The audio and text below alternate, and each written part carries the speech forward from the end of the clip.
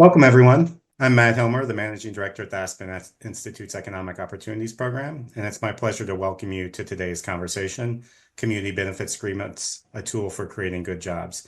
This is an event we're co-hosting with our colleagues at Jobs to Move America, and I want to start by just expressing our deep appreciation to Jay, Erica, Valerie, and all the other colleagues at JMA that played such a vital role in bringing this event together. Today's event's part of our Job Quality and Practice series. This is a series where we try to highlight kind of practical ideas and strategies that an array of organizations can really use to address what we at EOP think of as the biggest economic challenge we face, which is fixing work. Before we start, many of you know the drill. We'll do a quick review of our technology via Zoom for those of you joining us. First and foremost, everyone is muted. Second, please use that Q&A button at the bottom of your screen to submit and upvote questions. We'll try to get to as many of those as we can. We also got a lot of questions submitted ahead of time. No guarantees we'll get to yours, but we're going to do our best to cover as much ground as we can in today's conversation. Please share your perspective, ideas, examples, resources, and experiences in today's chat. We have a pretty large audience we're expecting to join us today, so hoping for a lively conversation there as well. At the end of today's event, we'll have a quick feedback survey that'll open up in your web browser. Please fill that out. We always appreciate hearing what people think about the events we host. And if you choose, we encourage you to post about this conversation on the social media platform of your choice. Our hashtag is TalkOpportunity. If you have any technical issues that pop up during the webinar, please message us in the chat or email us at eop.program@aspeninstitute.org. As always, we're going to record this event and we're going to share that with everyone who registered and attended via email. We'll also post it on our website so that people will be able to view this later as well. If you need closed captions, they are available for this discussion. Just click that CC button at the bottom of your screen. So let's get started. One of the common questions we often hear at EOP throughout many years of being here is that my community is about to get this big investment and it's going to create a lot of jobs. And the question for a lot of people is, how do we make sure those are good jobs? How do we make sure this investment that's going to create these jobs creates jobs for the people that need access to them the most? And it's a very difficult set of questions to answer, as there's so much to understand about what one's context is, what's going on in their community, what assets and infrastructure they have to leverage and draw on. But it's increasingly clear, I think, that community benefits agreements are one tool that communities can draw on to make sure that they have a voice in what happens to their community. And really have a voice in saying how these investments can benefit from them. And as we're going to explore today, how can community benefits agreements really be a tool for addressing those questions around how we make sure these investments lead to good jobs, and how do we make sure these investments open up access to those good jobs for those who most critically need them. As you all know, this is, of course, an increasingly relevant and timely conversation because of all the federal investment that's landing in communities around the country, and that's going to be landing in communities around the country in the years ahead, mostly because of a number of big pieces of legislation that have passed. We have the Inflation Reduction Act, we have the Bipartisan Infrastructure Act, and we have the CHIPS Act, and there's going to be billions of dollars, kind of hitting the streets in the years ahead. That holds an enormous opportunity for people in communities to be able to access good jobs. But realizing that opportunity, is another challenge and one that we need to be mindful of. But I think it's been encouraging to see from this administration, from the Department of Energy, and other agencies about how much they're intending for these investments to indeed live up to the promise of good jobs. And a lot of these agencies, including the Department of Energy, are really encouraging the use of CBAs. But CBAs, are still a relatively new tool, and developing and negotiating, implementing, monitoring, and enforcing one can be a little bit complex, right?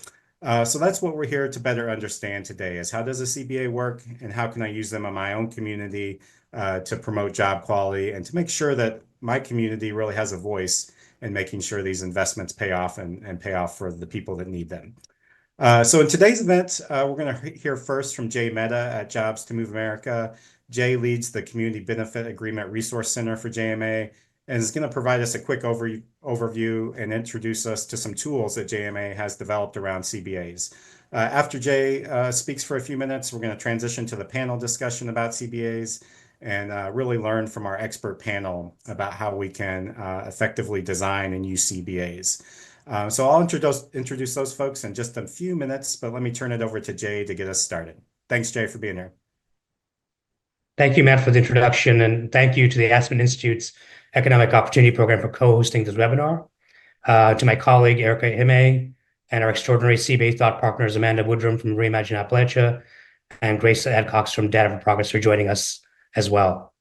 My name is Jay Mehta. I serve as a manager for Jobs to America's new initiative, the Community Benefits Agreement Resource Center, or CBARC for short.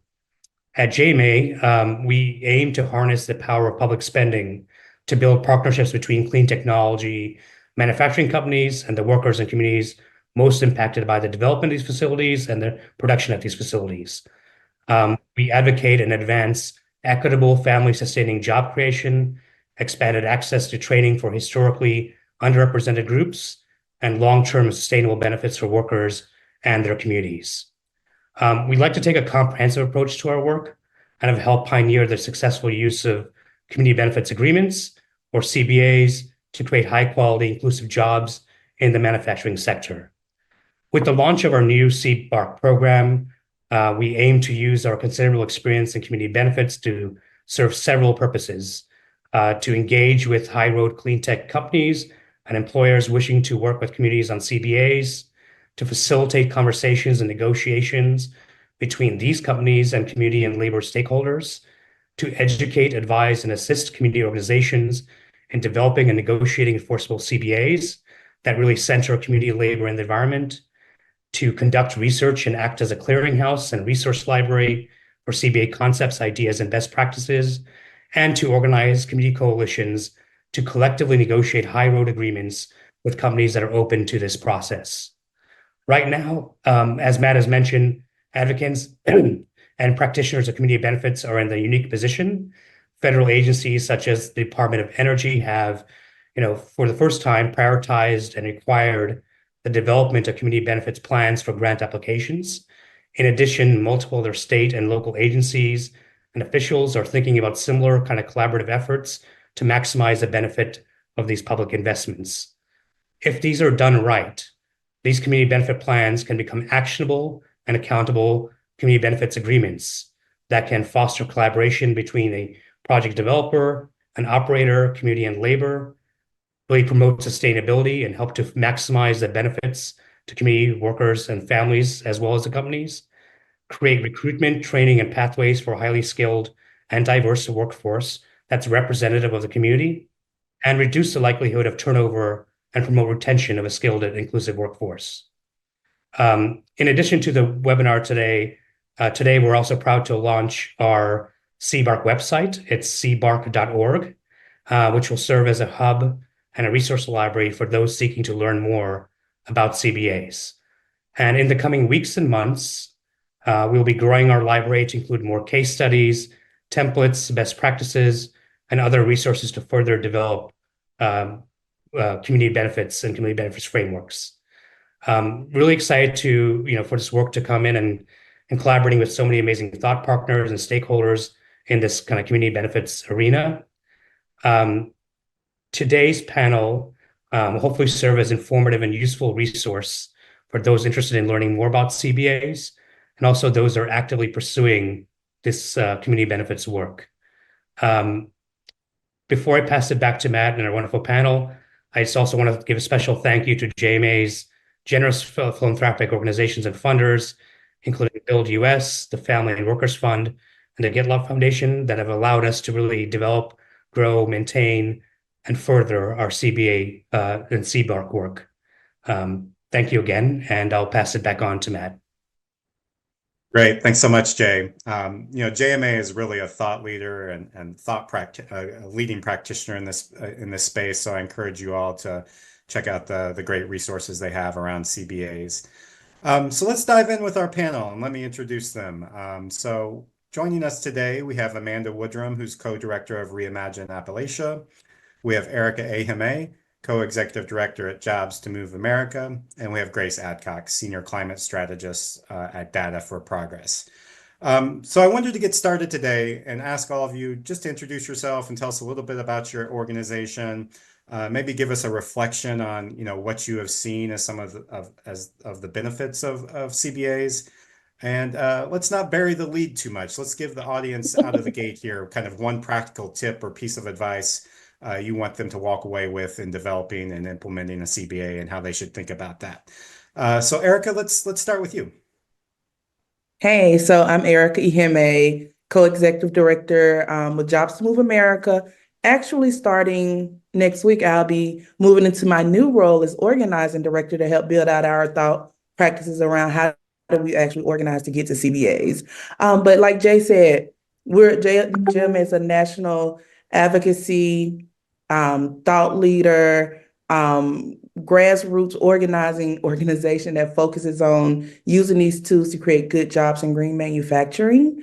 And the way we do that is through winning CBAs, but also by making sure that the rules are right on the policy level to make sure that we can actually win enforceable CBAs in all manufacturing, green manufacturing in particularly when we're thinking about this evolving economy that we have building. It's very interesting that we're moving into this green economy and we're just working to make sure that we have good jobs in green manufacturing. And one practical tip I would leave, or one note I would make, is that CBAs is a path for communities to be in true partnership with companies that are housed in their communities that actually help collaborate to create the definition of what it is to have a good job and work collaboratively to actually make it happen if you do it right.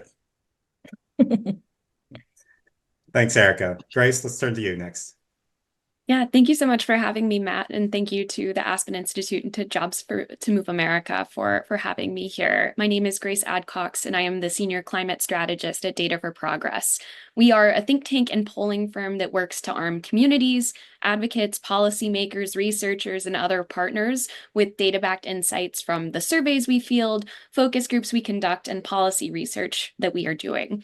The climate team at Data for Progress, as Matt has already alluded to, has been really focused on the implementation of the Bipartisan Infrastructure Law, the Inflation Reduction Act, and the CHIPS and Science Act.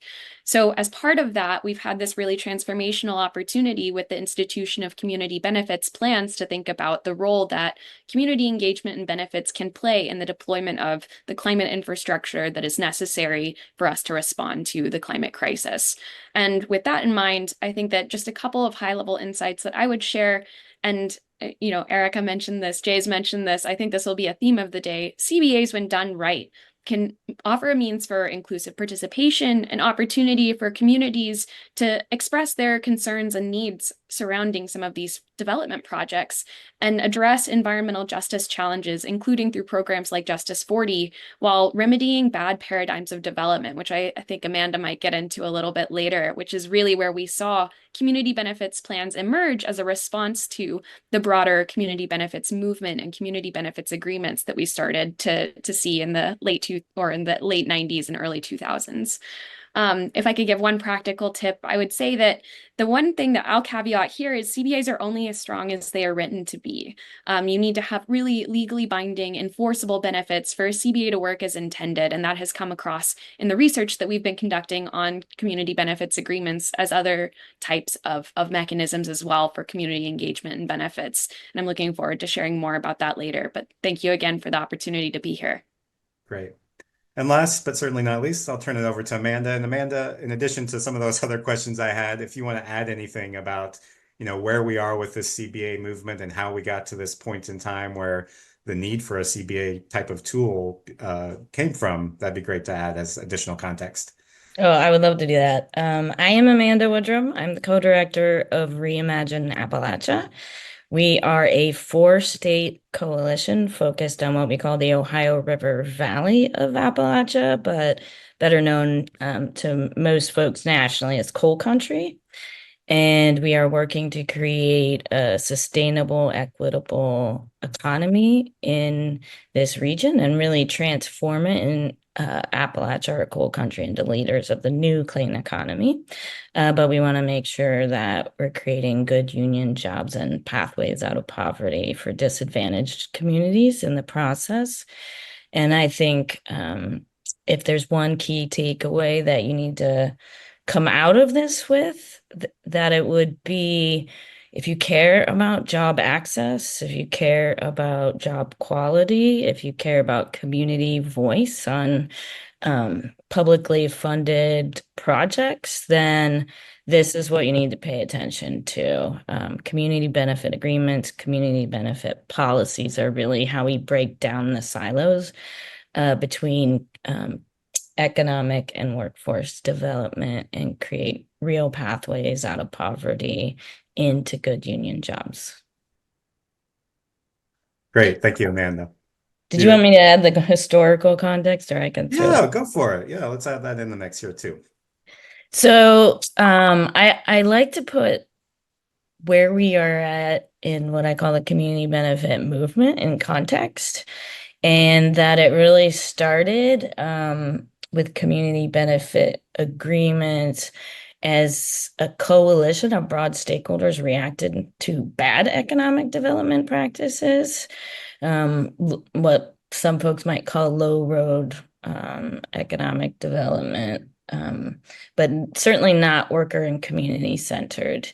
And I think where we're at now is we're moving away from having to fight each battle for each project towards this is how we want to do business. And that's what a community benefit policy is. If we want community and worker-centered economic development practices as the way we do benefits, community benefit policy is where it's at. And so if you care about those things, now's the time to really learn and get involved. Great. Thanks, Amanda. And we'll come back to this kind of question of how do we begin to move more of this kind of into the policy arena and kind of systematize some of it, right? But for today's conversation, we've kind of broken it into a couple segments. So we're going to start with just how do you start building and negotiating an effective CBA? What are some of the early steps you need to take? What are some of the things you need to think about when you're engaging your community in this process? Where do you get started?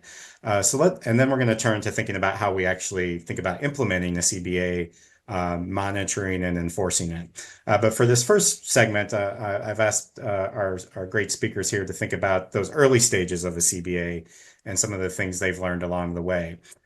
So Amanda, I want to start with you, come back to you real quick here and have you talk to us a bit about what you think makes for a good coalition when it comes to a CBA and how job quality should really fit into the design of a CBA. Yeah, so I would say the broader your coalition is, the better. But at the very least, you want to at least attempt to bring organized labor, racial justice, and environmental leaders together.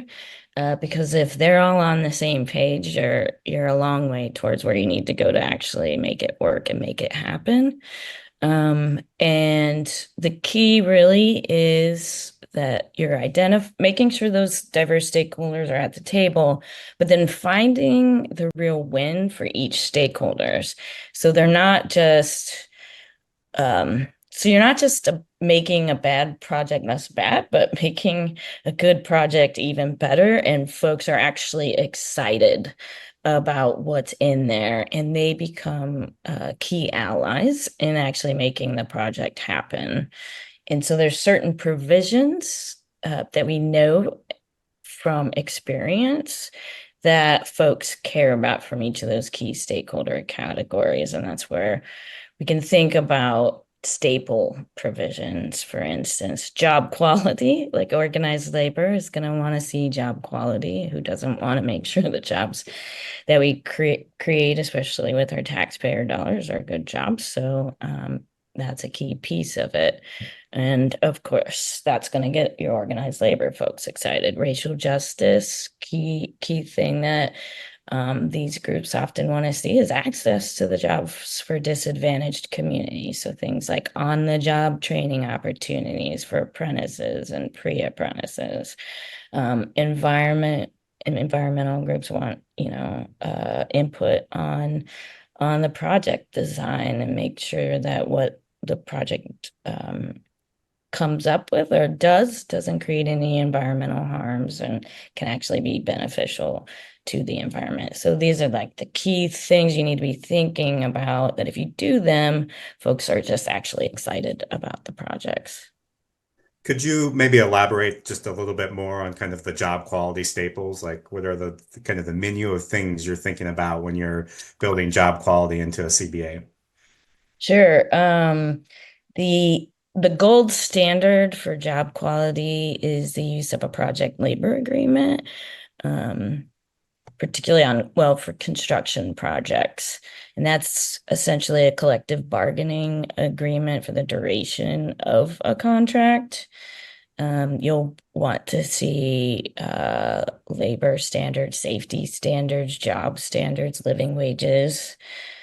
For racial justice and access to jobs, you also want to be thinking about percent of the work hours going towards apprentices and pre-apprentices.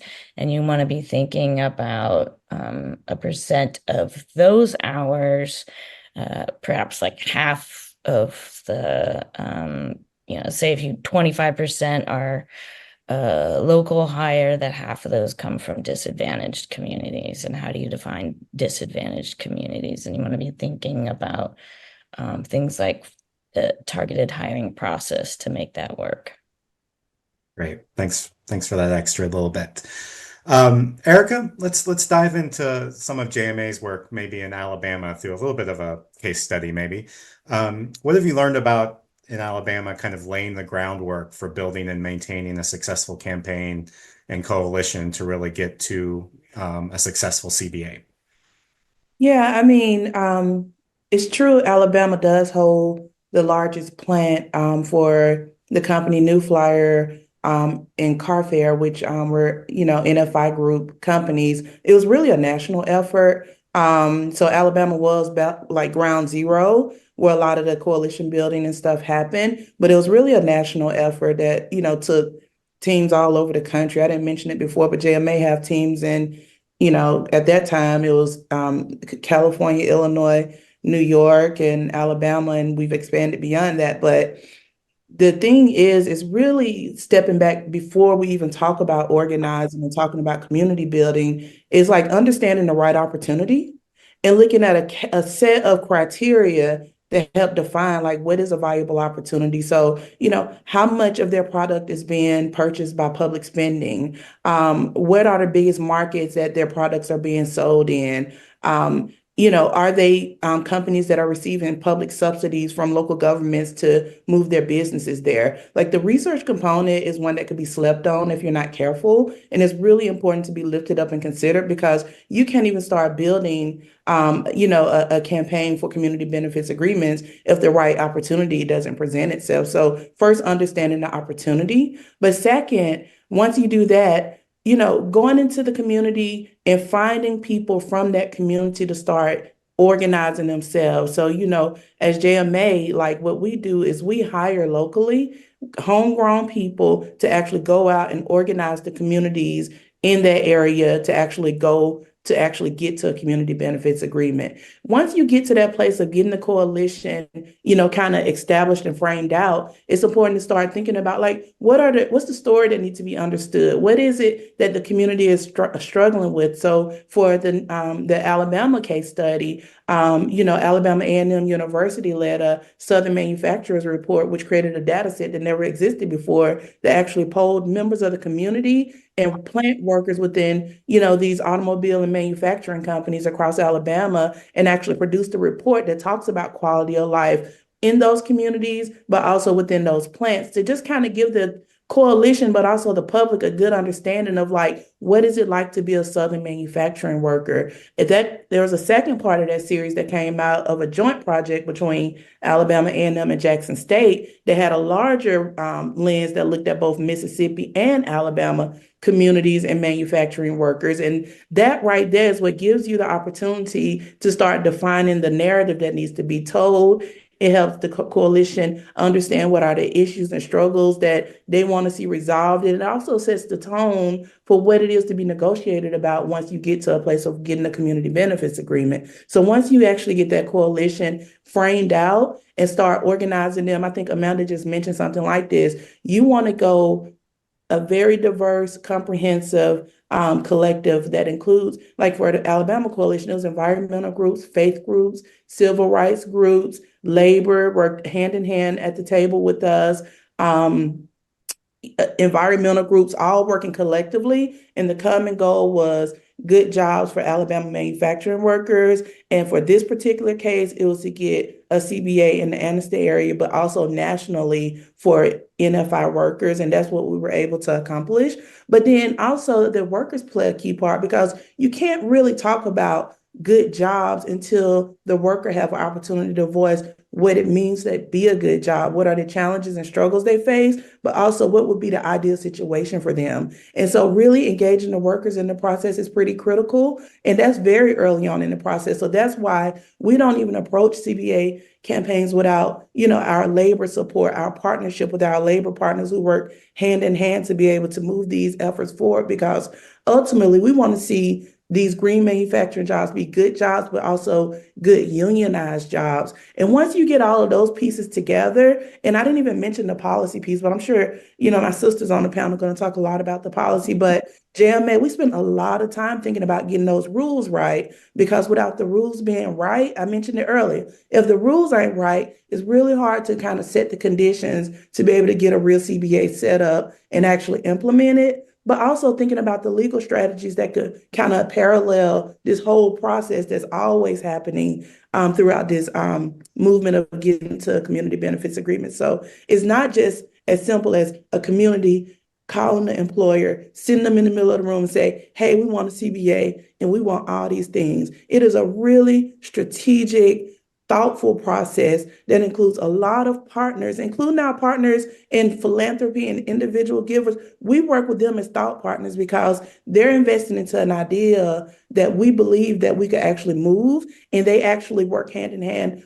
So it's organizing across the board at every level. And that's the groundwork that's necessary in order to be able to get to a CBA. Finally, making sure that you're having the right people on your team. Got to have research. You got to have a policy person. Got to have an organizer. Got to have a legal person. If you don't have all those components or access to any of those components, tap into your coalition. Pull on those resources until you're able to resource it. But you have to figure out how to work collaboratively at every level with every partner at the table. That's the key. Yeah, there's so much great information in that answer, Erica. I appreciate that so much. I guess one quick follow-up would be, as you bring these diverse kind of coalitions together, it sounds nice, right? But I'm sure it's super messy, and I'm sure all kinds of challenges come up when it comes to like maintaining that coalition. And I'm curious if you could maybe talk a little bit about some of the common challenges you see in kind of collaborations, and maybe some strategies that you've seen work to resolve conflicts as they come up. Yeah, so I come out of 20 years of labor organizing. So I've been in a lot of coalition spaces. I've seen good coalitions. I've seen coalitions implode. I've seen them fall out and completely dismantle and just give up on the dream. I've seen it all. So when we came to Alabama, I think the first thing that was important is that we had a team member, Patricia Todd, who was deeply embedded in the Alabama community statewide, who actually started building out the coalition based on her relationship. So there was already an element of trust there. We always say at JMA,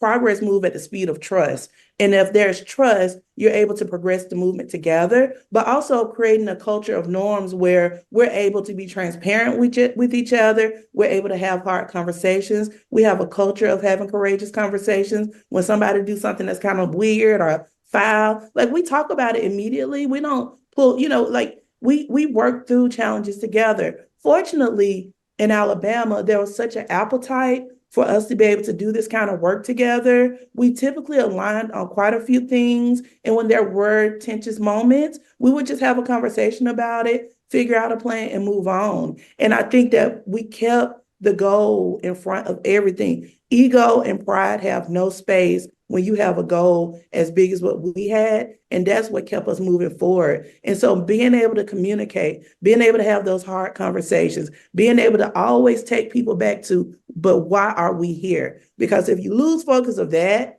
and let pride or ego get in the way, you will lose your coalition. So these are 3-year campaigns, 4-year campaigns. You have to figure out how to keep a coalition positively engaged for that duration of time and able to be able to get you over the finish line. And once you get over the finish line, take you through the implementation phase, which is a whole nother beast that I'm not ready to talk about at this point of the talk. But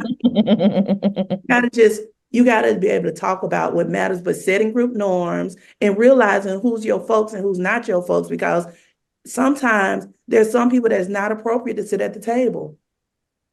And I hate to say that, but it's the truth. If they're not aligned with your vision and your mission and your values, you're actually going to be creating more work for that coalition to be able to, if that person don't have a strategic role in that state or that community that actually is a key stakeholder position, like, you gotta figure out who to play with. Right. So much in there again, but one of my takeaways is people should find their Erica in their community. But Grace, let's turn to you. Your work is focused on understanding the impact of CBAs, and you've done a lot of research in this space. And your team has also put together a large database of CBAs for others to kind of consult and digest. What are you learning about how communities are designing CBAs and some of the common components they have, as well as how they're kind of approaching this, kind of design and implementation process? Yeah, that's a great question, Matt. And I think it's really invigorating to be on a panel with some of these organizers that are doing the hard work on the ground when I'm approaching it from a more academic perspective, a little bit higher level, I'd say. But I'll start by saying, I think that the folks that are on this call, the folks that are on this panel probably get the whys of a CBA, at least from the perspective of communities and workers. We want good job quality, we want local benefits, we want local engagement and participation to level the playing field with developers. What I'll actually get into is the what, the how, the who. And I think that that's really what we've been learning from our database work, which has been done in collaboration between World Resources Institute and Data for Progress. We wanted to understand not only how CBAs have played out so far in terms of the who, the how, the what, but also how other kinds of community benefits tools have been used. I think Amanda is the one who mentioned earlier project labor agreements as a gold standard for labor. This is really, I think, an essential part of a CBA if you're talking about the development of a large-scale urban project where construction is the main sort of avenue by which folks are going to be able to engage in getting benefits with local job hiring for disadvantaged workers, and those kinds of elements. So there's a little bit of a difference, I would say, when we're talking about cross-sectoral, cross-regional policy and actual agreements that are on the field, that are in play for community benefits. In terms of the who, I think that we can really define community in a lot of different ways. We've seen community benefits agreements that are very explicit about tying it to perhaps the location in which a project is built within, census tracts or other ways of defining the geography for community to be defined within a community benefits agreement. We've also seen community defined by the coalitions that emerge in response to a development project. We've seen it defined by a select group of organizations that come together. We've seen it defined by the cities or municipalities that get involved as signatories of a project. And typically the other, person entering into that is the developer. So it's, a two-way agreement that is going to allow for some organization or group or collective of individuals even to represent those community interests. When it comes to what we've seen included within community benefits agreements, I will say that because of the way that this movement emerged, labor benefits are centrally involved in almost all agreements that we've reviewed. Beyond that, though, we certainly see the educational benefits, affordable housing benefits, environmental benefits like environmental remediation or funding for parks are also things that start to emerge pretty frequently in the kinds of projects that we've reviewed as part of our work so far. The other thing that I will add in here is just the how. I alluded to this in the beginning with my sort of like, what's my one takeaway? The how is really, I think, the most essential part to get right for a CBA. You need to have very specific benchmarks for what a developer is committing to and promising as part of a project. Not only should those benchmarks be specific in themselves, but there also should be some opportunity for monitoring, enforcement, and verification that benefits are being delivered as they have been promised to be delivered as part of a project. I think in order to evaluate best practices or the success of a CBA, you have to be able to understand where those benefits delivered and how did that shape the community outcomes for that community hosting a project. If we come out of it and there's no difference in a community before and after, perhaps that suggests we need to look a little bit more critically on the CBA process. And there are great examples of strong, really well-structured CBAs where there are these enforcement tools. And there are also really weak examples of CBAs that can cut back against sort of the aims that we have in mind for the development of equitable jobs that are coming out of these projects and ensuring that, especially when large taxpayer sums of money are going into subsidies for developers, that really the communities are seeing meaningful benefits out of that process. And so I'll pause there in case you have any follow-up questions, but just a high level on some of what we've heard. There really are, I think, a lot of differences when you're talking about unique sectors as well as unique geographies when we're talking through what CBAs may look like. Great, that's great. Before we turn to the next section of the conversation on kind of like implementation and enforcement, I want to get to a couple audience questions. And I think this first one probably can go to you, Grace, but certainly Amanda and Erica, feel free to weigh in here. What data do we have that's been collected that show that CBAs result in positive outcomes? And have folks studied kind of how key CBA provisions, which ones kind of make the most difference in terms of positive outcomes? So really a question about like what research do we have that CBAs kind of work, I think. That's a great question. I think that because CBAs are often negotiated between a private developer and it can be a private coalition or it can be a public entity, we don't always know what is in a CBA. It's, I think, perhaps unintuitive. Like to me, I think all of those should be public. We should see what communities are getting out of projects and what developers are promising in order to hold them accountable for the delivery of such benefits. But often we just don't have that information. It's considered proprietary, it's not released publicly, or it's released as a press release in summary. And so that is a challenge in terms of evaluating CBAs. When we look instead at specific projects where we have seen, the very public release of that data, one thing that comes to mind for me is like the LAX development project and the CBA that was involved with that. There's some really cool environmental remediation pieces entailed that include, ongoing monitoring, air quality testing, and enforcement measures. And you can track from the time that CBA was negotiated until now how that has impacted air quality in the area surrounding that development project. But again, a lot of this comes down to project level individual evaluations. One thing that we're trying to do is systematize this a little bit. I'll probably talk a little bit more about studying Detroit's Community Benefits Ordinance, which is, to the point about policy and requiring community benefits as a policy. Detroit's Community Benefits Ordinance is a really useful case because it's been around since 2016. So we have quite a bit of data on what it's like to institute CBAs as a requirement for any project that hits a certain financial threshold. But again, it's like very tricky to do that sort of evaluation, and a lot of it's happening on a very piecemeal basis. We've got great examples like the New Flyer project that JMA was talking about, and that Erica and both Jay have spoken about today. But we can look at that project and evaluate it, but it's really difficult to put it in conversation with all the others because there's so much variation that we see overall between projects. I- Go, Amanda. I would just love, like, to me, it's just a matter of common sense.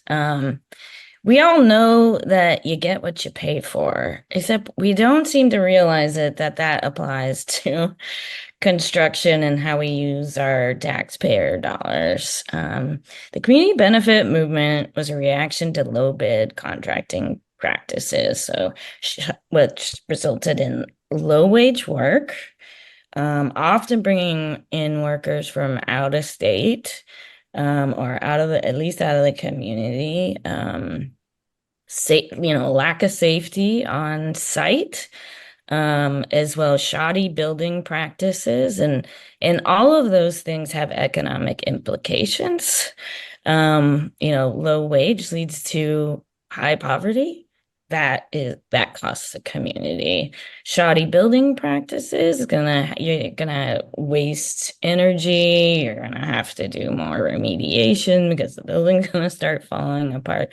Like, we get what we pay for, and what the community benefit movement brings is real value to our taxpayer dollars, not just to the project itself, but to the community as a whole. And it's just an obvious win.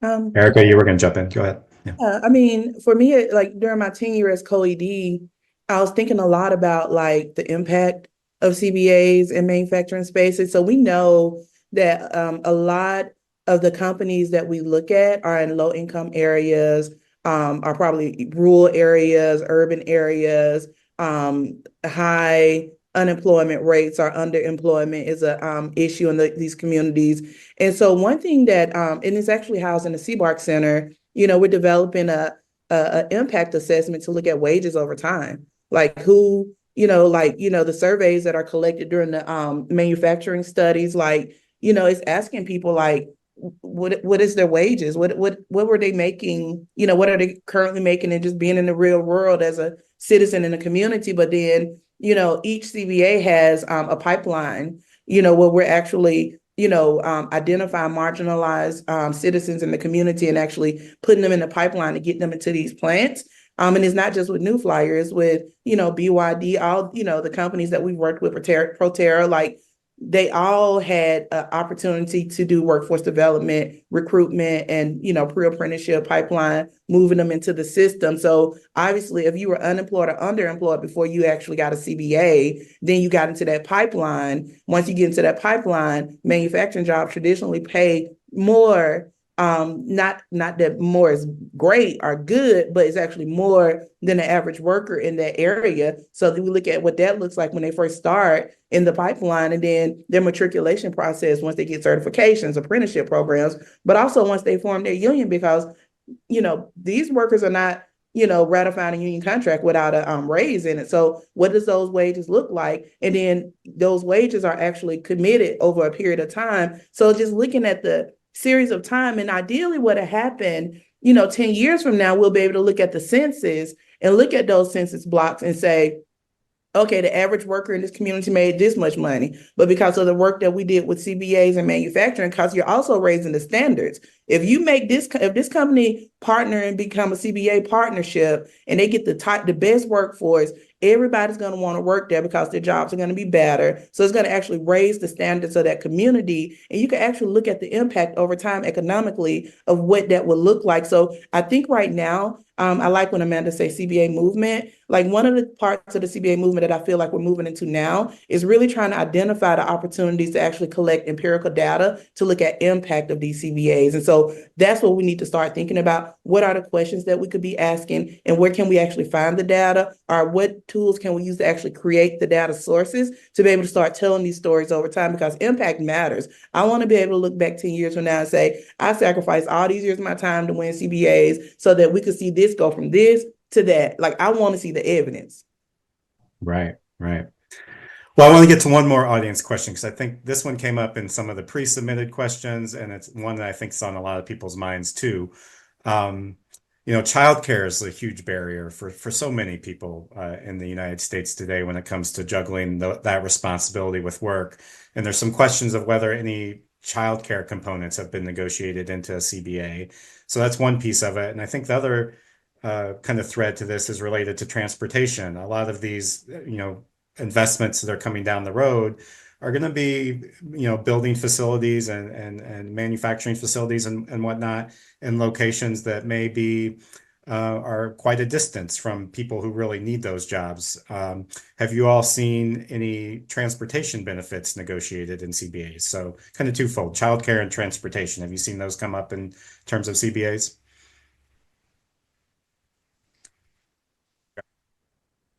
I can jump in first. Just one thing that I'll note is we've definitely seen childcare and childcare facilities, especially funding for educational institutions, as being some of the benefits that have come out in several CBA negotiations. I'm not sure that I can think immediately of any transportation specific benefits, but that could definitely be a blind side on my part. We certainly, though, have seen childcare as an essential need that has come up in focus group conversations we've had. Communities have shared that that's an important need that they would want to have negotiated as part of a CBA, as well as in practice, CBAs and other agreement types having childcare benefits involved.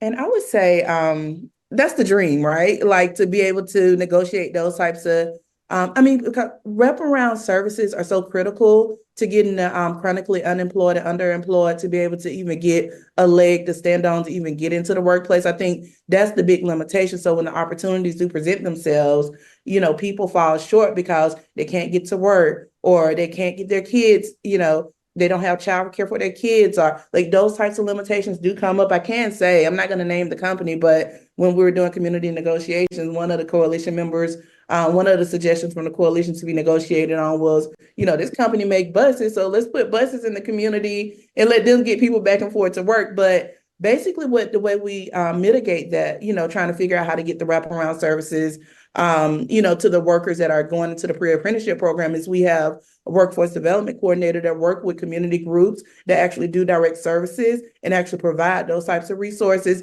And their job is to find those. They're like caseworkers. Their job is to help find those resources to set these workers up for success, because a lot of these workers, they're from marginalized groups. So that means, you got women, single mothers, people who probably been system impacted, Black people who are always left out of the workforce in a serious way, people who are like, immigrants are, English as a second language. Like these people already have those limitations and barriers.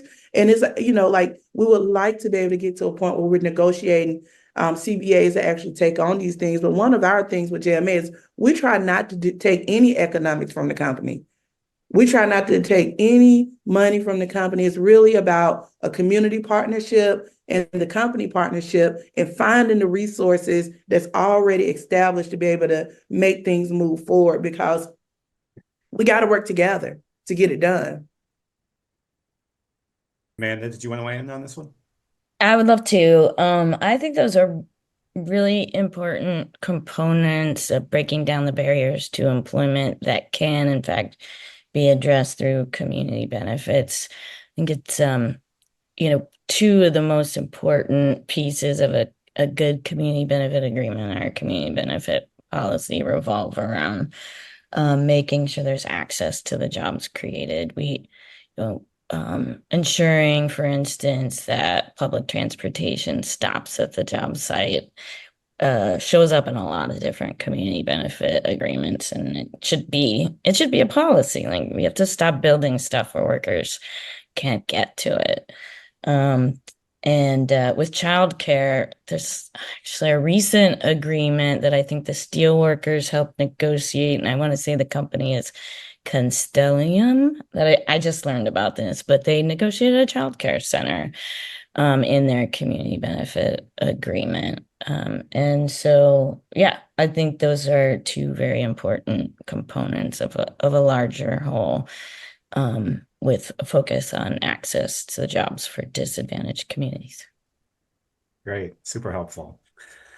So let's get into this next section of the conversation, thinking about kind of implementation, monitoring, enforcement. Grace, you mentioned a while ago that you've been working with some colleagues in Detroit where there's actually an ordinance requiring CBAs. Talk to us a little bit about that ordinance and what you've learned about kind of implementation there. Yeah, happy to. And I'll say again that this is something that we've been working on in collaboration with World Resources Institute. This really emerged out of starting first with a national survey of public opinion toward community benefits. We wanted to understand how might people react to community benefits writ large. And it turned into a really productive and helpful collaboration for us, where we started to look into where community benefits policies exist. Detroit was the first major US city to adopt a community benefits ordinance back in 2016. And what does that mean? It means that any development project that's high impact, which is defined in Detroit as receiving $75 million in investment from a developer or receiving significant subsidies from the city, which can include land, it can include tax breaks, to ensure that communities where that project would be sited could negotiate a community benefits agreement in order to receive additional benefits from those development projects. And I think that it's particularly of note that this happened in Detroit, a city that, has suffered from historic disinvestment. The white flight in Detroit is a major challenge that has impacted its economic development. The leaving of the major car manufacturers really shaped Detroit's economic development. And so instituting this ordinance in 2016 was seen as an opportunity to embed community benefits as part of new development and entice development in the city. And so the way that this community benefits ordinance is structured is such that when a project is being announced that hits this threshold, the community is involved in a couple of different ways. So first, the city council will make sure that folks that are in the impact area of the development project are aware of it. They institute then a neighborhood advisory council, which is partially elected, partially selected by city council members and offices in Detroit, to be able to identify 9 figures who can be involved in negotiating for significant community benefits as part of these development projects. This is all overseen by the Civil Rights, Inclusion, and Opportunity Office at the city of Detroit, which really oversees just the way that this process unfolds. And people meet repeatedly in the same way that folks have more organically had negotiations to arrive at CBAs, but with a more prescriptive, policy-oriented approach to ensure that a community benefits agreement is what comes out of a development project before that development project is breaking ground in Detroit. And so to talk a little bit about what we've learned from the implementation of that policy, World Resources Institute and Data for Progress started with a landscape overview, just studying the literature around Detroit's Community Benefits Ordinance, the CBO, as well as doing interviews with stakeholders representing the city council, people who'd been involved in neighborhood advisory councils, the NACs that I mentioned, as well as other folks that are in Detroit's ecosystem. And a lot of the folks on this call, including Amanda and Jay from JMA and Reimagine Appalachia, to get a sense from experts, practitioners, folks that are in this space, what are some of the takeaways from what we've learned in the past 8 years since Detroit's Community Benefits Ordinance took effect. And what we've seen is there has been, some leveling of the playing field. Communities have received pretty significant benefits out of the development projects that went forward through the CBO process in Detroit. Some of those benefits are educational, some of them are job related, many of them have other elements as well, including a lot of, environmental impacts that we've seen. But also we've seen some challenges. And I think that this is really our takeaway from the paper. This is, forthcoming. We'll be publishing it in the next couple months. It is currently under our review process right now. But from, these interviews that we did and the literature review, talking with experts in the space, we've found that a CBO is, first of all, not a silver bullet. The Community Benefits Ordinance has done some to address that disinvestment, the austerity that we've seen, and also just the general racial and economic inequality that we've seen in Detroit. But we also think that there are some, there's some room for improvement. One challenge that I think I will probably be relying on as an anecdote when talking about Detroit's CBO for the coming, months is CREO, which is that Civil Rights, Inclusion, and Opportunity Office, had like one person overseeing 300 different benefits commitments under several different CBA projects that went through the CBO. That to me is not effective monitoring, verification, or enforcement. And again, this was 2019. I know that CREO has staffed up a little bit since then, but there are some challenges. And one place we saw that emerge was with Stellantis, which was formerly Chrysler. The car manufacturer in Detroit funded an expansion where they were emitting horrible toxic pollution that actually, instead of going through the CBO remediation process where the city council would say, "Hi, Stellantis, you are committing a violation of air quality issues here." What we saw instead is that Michigan's, federal or state level Department of the Environment was what stepped in to ensure that there was an effective response to the violations that were happening from the developer. I say this not to cast doubt or aspersions against Detroit CBO. I think that it goes a really far way in terms of being a more successful way to embed community benefits as a policy, ensuring that projects that are receiving these taxpayer dollars are going back into communities in terms of job benefits and other kinds of benefits. But just to say that there's room for growth, room for improvement. And as we see other municipalities exploring or adopting their own CBOs, it's, I think, really valuable to look at what lessons we've learned with this example, given it's the first CBO that we've seen in a major US city. And it's been around for at this point, a pretty long period and gone through a number of projects. Right. Thanks, Grace. Erica, I think what Grace is getting at in part is what you kind of relayed to me the other day is that, getting to the CBA, getting it signed is maybe just half or just a third of the battle. And that, there's all these other challenges that pop up when it comes to implementation, when it comes to monitoring, when it comes to holding all the parties accountable. So I'm curious, what are some of your lessons learned in kind of those areas and some of the strategies and tactics that you found helpful for kind of post CBA has been signed, but how do we actually make this thing work? Yeah, I think everyone think the coup de grace is let's get the CBA signed and woohoo, pack up and go home. No, no, that's when the party gets started.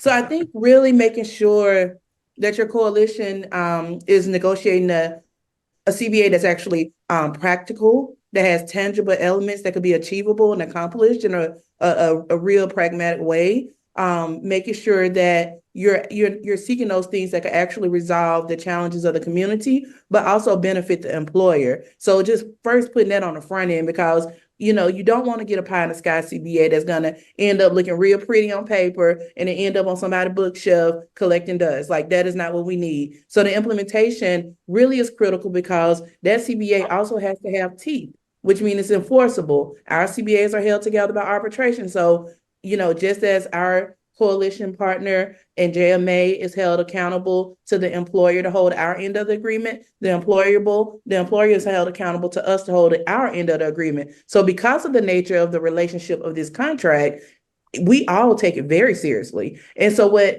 helped us with implementation was really setting up a group of practice, a community of practice of like, what does this relationship look like? How do we satisfy the needs of this community benefits agreement? Let's set some goals and timelines of when we want to accomplish these things, which was also in some parts written into the CBA. So there's specific timelines and stuff written into the CBA, and those are held together by arbitration. So, okay, we want to do a pipeline workforce development, to build out a pre-apprenticeship program. Who's going to do that work? We want to take on racism and, gender justice within the workplace. And somebody's going to have to create a third party reporting mechanism to be able to give workers an opportunity to go and file, claims against the company if it comes up. A community partner has to be, brought in to actually serve that role. We got to do debt clinics. We find the resources, actually bring in attorneys and credit counselors to come in and do that type of work. But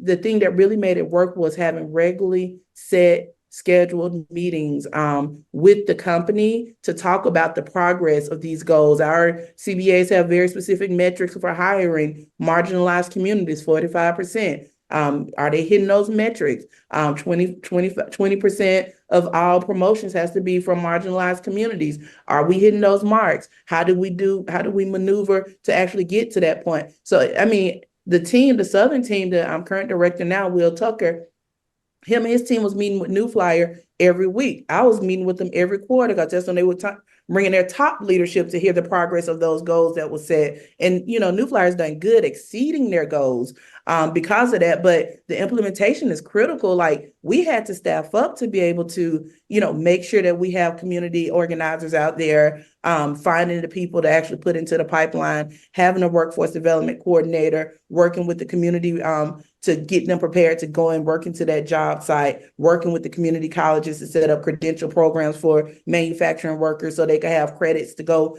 beyond New Flyer if they would decide to take other opportunities, having a team available to actually, work to make sure that these workers have an opportunity to form a union without opposition. It's so many things that had to happen in the implementation process. And it was also timelined in a lot of places. And we had to hold our end just like they had to hold their end. So the teeth is really what's critical, but you have to make sure you have the capacity to be able to see it through. Otherwise, it's just a piece of paper. Right, right. Well, we're going to pivot to audience questions more here in a second, but Amanda, I want to let you weigh in here on, kind of some of the biggest challenges you've seen when it comes to implementation and monitoring and enforcement and some strategies that you think people should be thinking about in that area. Well, I mean, I think I'll build on what Erica was saying, and I think this is another thing we need to be thinking about as we move from these one-off community benefit battles that secure one community benefit agreement to making this the way we do business and policy, is that we need to develop some level of consistency or standardization so that we can build out the social infrastructure that we need to make these things work. We want to put strong, aggressive goals in place, but then we need to build out the infrastructure to make it work and make it doable.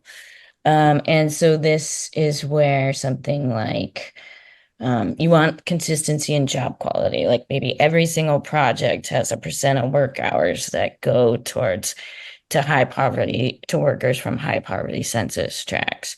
But then we start to build out a sustainable safety net, like the training pipeline that we need. And one of my favorite mechanisms to do this is called the Missouri model. So essentially, a percent of every single project is set aside into a community benefit fund. And then those resources are then used to help meet the other provisions of the community benefit agreement. So it can be used to support things like transit access or childcare or pre-apprenticeship programming. It can use to support groups like the NAACP or the Urban League or other racial justice leaders in doing recruiting from disadvantaged communities, from a trusted community-based organization. It can then also be used for the accountability pieces of the goal to make sure we're actually meeting goals. It could support, for instance, the work of a community benefit advisory board.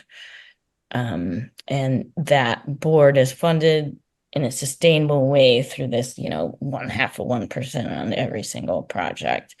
And I'll lastly say, particularly this is an issue in Appalachia, it's a good problem to have, but we're having a lot of projects come to Appalachia because there's extra bonus tax incentives and funding priorities if you invest in the region, which is great. But we cannot ask people to respond to every single project with a separate community benefit agreement, a separate community benefit advisory board for that project. There has to be more of a holistic support system. And that's how we'll make community benefit agreements work. And that's how we'll change the way we do economic development. Great. Thanks, Amanda. Well, I could ask questions all day, but I want to make sure we get to a bunch of audience questions here. So I'm going to ask Jay to come back online here, and I'm going to start chipping away at some of these. So we've got a few questions around challenges with the business and employer partners in CBAs, right?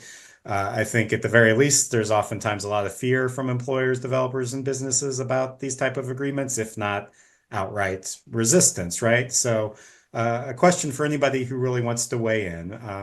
What have you learned about kind of working with employers and how to navigate some of those tensions so that employers can maybe see the benefits of these type of agreements and engage in the process in a positive manner? Yeah, I'll take that one. I'll start it off anyways. I think, just on American tradition, there's always been opposition between corporations and the public. There's always been an adversarial relationship between labor and corporations. So anytime any group is trying to engage a corporation, because that's not a part of our culture, the company first reaction, our natural reaction is to be like, oh, what is this? What are you trying to take from me? What do we got to pay? What do we got to do? And I think just the lack of understanding of what a community benefits agreement really is and the benefit it has for the company really gets in the way of our ability to be able to move these win-wins forward quicker. So that's why you have to kind of use circles of influence to be able to get the company to the place to where they're ready to actually have that conversation. But I think that once the companies get locked in, and I've actually heard it, they see the value. Having an organized workforce, the rules are clearly defined and laid out. You know what your role is in management. They would know what their roles are as workers. There are systems of accountability tied into that. It's very clear. It's no question. It's no gray. When you have it very clearly defined that we're going to help recruit a workforce for you, a skilled workforce for you to get into your job. Like, one company said we could build new buildings every day, but we can't staff them. So what's the point? So it's like, we're helping build out the workforce, and it's of local citizens from that community, which will be deeper invested to those, which means that you got longevity. So it's like there's benefits to actually having a CBA from the employer standpoint, but the natural reaction is to push back. Ideally, what happened if we do enough of these positive experience CBAs, lift up these employers as high road employees, help them build their businesses out because they're invested in their community. So we're invested in them. It's a mutual relationship. Once they understand the value of that, then they'll be more apt to be able to engage in these conversations and would be calling in saying, hey, how can we get one? That's the dream. One thing I would just add to, if that's okay, to Erica's point, I think going back to this question about, there's a lot of community benefits conversations happening nationally. So we have, community benefits plans happening. We have community ordinances. We have frameworks. We have agreements. And really our approach has been to be very deliberate and intentional about what we want to achieve from the onset. And so I feel like if the company understands that the coalition is kind of aligned with a certain set of principles and a certain set of goals, it makes it a different conversation than just kind of getting because sometimes CBAs are seen as like, corporate giveaway. Here's $30,000 to build a park. Well, that's not a CBA. That's just a giveaway. So I think being very intentional, kind of doing that groundwork, organizing, understanding that we have to approach this from a very comprehensive perspective, and the company has got to see us as a valuable, legitimate, equal partner in this conversation really helps. And I think one of the things that we've learned, at least in the CBARC, and launching CBARC and this process is sometimes you need something in between to set that kind of level setting or that framework. So, maybe before the CBA, there's a memorandum of understanding that these are going to be the ground rules or terms for negotiation. So we're kind of going in, not saying we want all these things, but they kind of understand that these are things that are most important to the community. And so it's something that's going to be kind of evolving practice and something that we'll have to continue to be very deliberate and thoughtful and mindful about. But I think that there are certain steps that we can also take to make sure that we're kind of all, as much as possible, values aligned and kind of aligned on the same goal of coming to an actionable agreement and not just a plan. Yeah, I'd love to add on that. Good. Yeah, we are thinking a lot about getting out of front of any one particular project or agreement and developing a set of community benefit principles that in theory could be applied to multiple projects. And going back to what Erica said about building trust, like getting the agreement or the policy in place is just the first half of the job. There actually has to be trust between the partners on the ground. And so getting, doing it away from the pressure of any one particular agreement gives you a lot more time to have those honest conversations that Erica was talking about and build trust and develop a common set of goals. That's great. I think this next series of questions gets at maybe a challenge with that, right? In terms of thinking about a standard set of principles. And I think this first part, maybe Amanda, your best position to answer is, are there any special considerations for how we think about CBAs working in a rural environment and the challenges and opportunities that exist there? And the second part to this question is, I think a lot of folks live in communities that don't have a lot of union density, and there may not be a lot of labor partners that they can kind of engage in a CBA. So how do we think about CBAs in that context as well, where maybe unions and laborers aren't as available or accessible in terms of helping push on job quality in a CBA arrangement? Yeah, no, that's a great question. And I think this comes down to organizing strategy. A lot of rural communities, one, they have limited resources and limited capacity. But two, they also have limited negotiating power. And especially in Appalachia region that has been exploited and extracted from and left largely in poverty, that sometimes any jobs is a good job and they'll take anything they can get.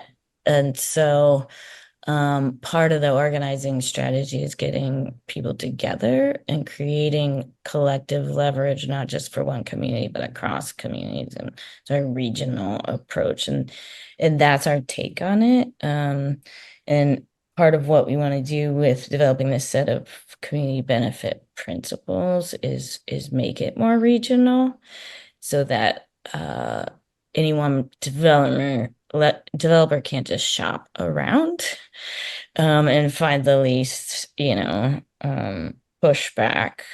And I do like what Jay said about, I am really worried that this is going to be turned into negotiations for small slush funds for parks or whatever project. Like, I don't think it's a good community benefit if there aren't job quality and job access provisions, period, end of story.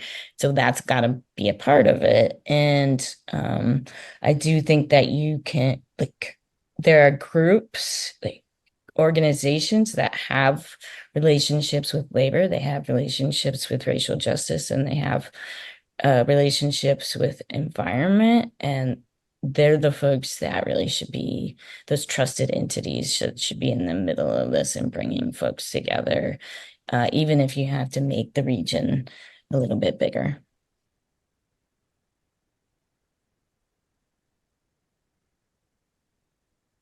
Erica or Jay, anything to weigh, or Grace, anything to weigh in on those questions about rural or geographies where maybe there's kind of less union density and kind of the opportunities, challenges that presents, or I mean, like when Amanda was talking about Appalachia, I immediately thought about our work that we're doing in Imperial Valley, on the Texas, California, Mexico border is desolate.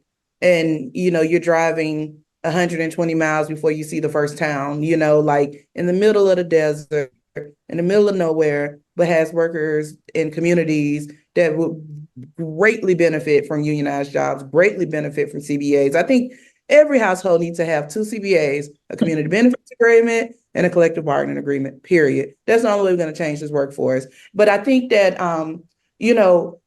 look at using your collective ability to think about it in two dimensions. So the first dimension is the local level capacity, finding resources that actually pour into that community to empower them to be able to come, to find the resources to be stewards of change of their own communities while putting them in tandem with a larger coalition or a larger power base that could actually support their efforts, because their reach is going to be limited. And we also see this in rural Alabama as well when we're organizing our campaigns, like having like two, but then also having that national backup, being connected to these national programs, but it's all driven from the core area, which is that local community, helping finding resources for those organizations that's been doing the work, because these groups are not popping up. Like these communities been like in Empirical Valley, they've been complaining about environmental justice for the last 30 years. So those groups are at least 30 years old. So it's not like they new on the block. They just need resources to be able to find the capacity to be able to really push the efforts they need to move forward. Labor will go anywhere.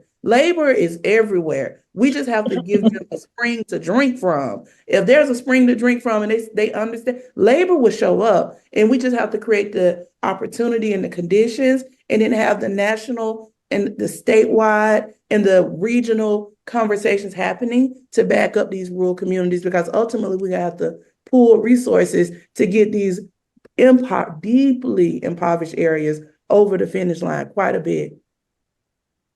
great. Well, two more final questions. What do people see, or have you seen, as the role of philanthropy in the CBA space?